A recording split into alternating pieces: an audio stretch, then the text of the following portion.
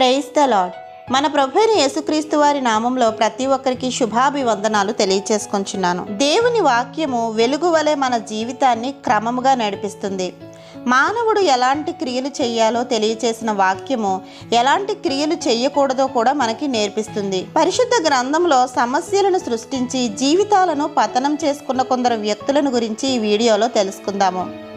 సంఖ్యాకాండము 16వ అధ్యాయంలో వ్రాయబడిన కోరాహు దేవుని సేవకుడైన మోషేకు వ్యతిరేకంగా కొందరు ఇశ్రాయేలీలు తిరుగుబాటు చేయుటకు పురుకొల్పినట్లు మనం చదువుతాము. సంఖ్యాకాండము 16వ అధ్యాయము 1వ వచనంలో లేవీకి ముని మనముడును కహతుకు మనముడును ఇస్హారు కుమారుడునగు కోరాహు రూబేనీయులలో ఏలియాబు కుమారులైన దాతాను అబీరాములను పేలేతు కుమారుడైన ఓనును యోచించుకొని ఇశ్రాయేలీలలో పేరు పొందిన సభికులను సమాజ ప్రధానులనైన 250 మందితో మోషేకు ఎదురుగా లేచి మోషే అహరోన్లకు విరోధంగా పోగుపడి మీతో మాకిక పని లేదు, ఈ సర్వ సమాజములోని ప్రతి వాడును పరిశుద్ధుడే, యెహోవా వారి మధ్యనున్నాడు, యెహోవా సంఘము మీద మిమ్మును మీరేలా హెచ్చించుకొనుచున్నారనగా అని వ్రాయపడి ఉన్నది. దైవజనుడైన మోషే దేవుని ఎదుట సాగిలపడగా దేవుడు ఇట్టి సమస్యను తన ప్రజల మధ్య సృష్టించిన కోరాహును నాశనం చేసినట్లు వారు ప్రాణములతోనే పాతాళంలో కూలినట్లు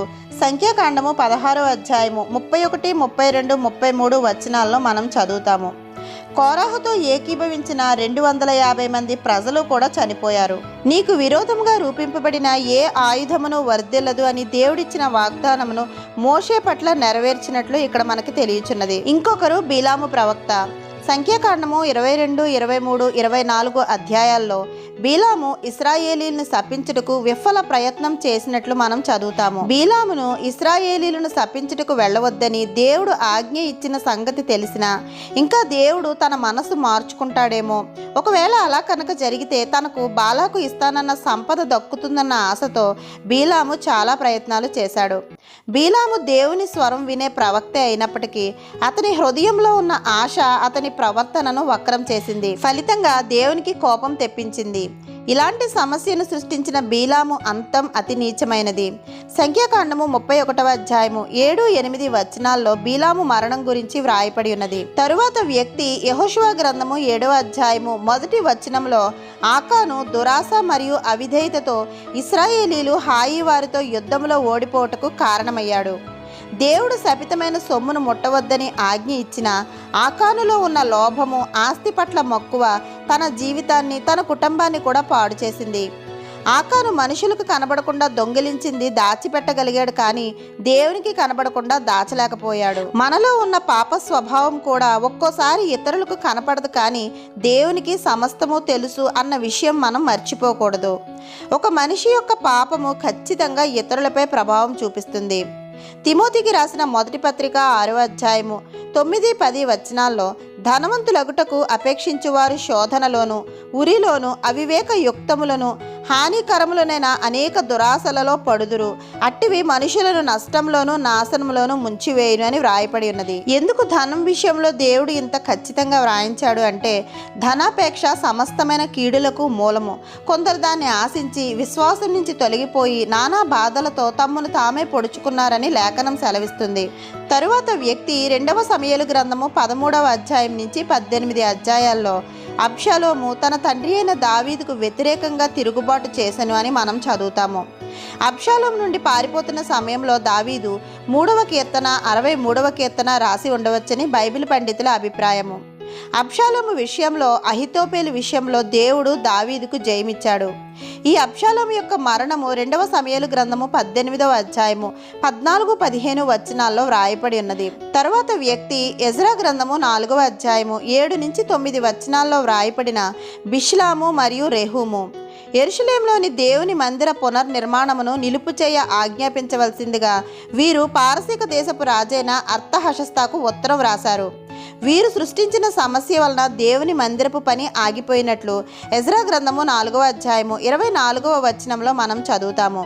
అయితే దేవుడు తన ప్రవక్తలైన జకర్యా, హగ్గయిల ద్వారా తన ప్రజలను ప్రోత్సాహపరిచి పని చేయడానికి పురికొల్పి తిరిగి మందిర నిర్మాణాన్ని ప్రారంభించినట్లు 5వ అధ్యాయంలో వ్రాయపడి ఉన్నది. తరువాత వ్యక్తి అపోస్తలుల కార్యములు 19వ అధ్యాయము 24వ వచనంలో వ్రాయపడిన దెమెత్రి అను కంసాలి పనివాడు.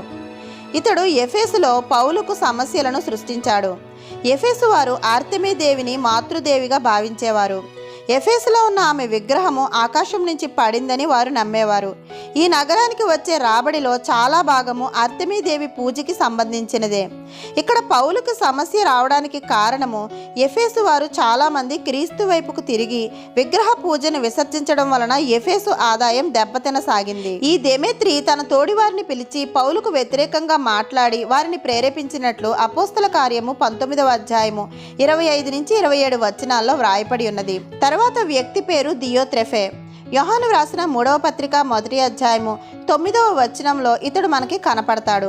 ఈ వ్యక్తి దేవునికి నమ్మకంగా ఉండక గర్విష్ఠుడై తొలి క్రైస్తవ సంఘమునకు సమస్యలు సృష్టించాడు.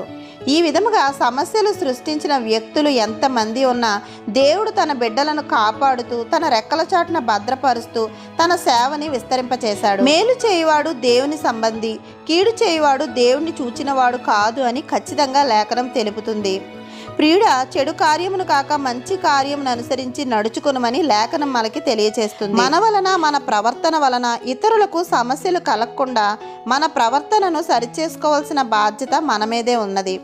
దేవుడు తన బిడ్డలకు ఏదో ఒక రూపంలో సహాయం అందిస్తాడు. కాబట్టి మనం ఎవరికైనా సమస్యలు పుట్టించేవారుగా ఉన్నామా, వారి కొరకు ప్రార్థించేవారుగా ఉన్నామా అన్నది మనల్ని మనమే పరిశీలన చేసుకోవాలి. మన ప్రభువైన యేసుక్రీస్తు వారి కృప మనందరి జీవితాల్లో సమృద్ధిగా ఉండాలని ప్రార్థిస్తూ ఆమెన్.